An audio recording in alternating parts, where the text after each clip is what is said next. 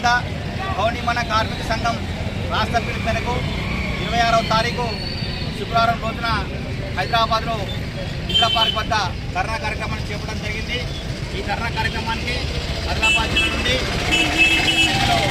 పాల్గొనాలని చెప్పేసి జిల్లా కమిటీ పిలుపుకోవడం జరుగుతున్నది.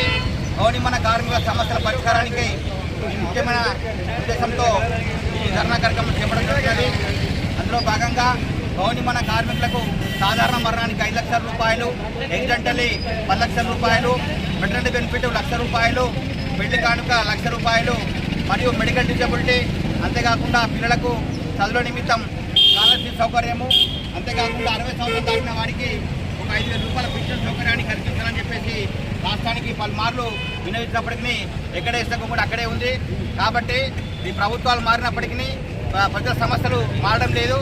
కనుక ఈ రాష్ట్ర ప్రభుత్వానికి మేము కనువింపు చేసేది ఏంటంటే గౌనిమన కార్మికుల యొక్క సంక్షేమ బోర్డుని కొద్దిగా మార్పులు చేర్పులు చేసి సంక్షేమ ఫలాలు అందరికీ కార్మికులకు అందిపోయేసే విధంగా చర్యలు చేపట్టాలని చెప్పేసి మేము డిమాండ్ చేస్తున్నాము.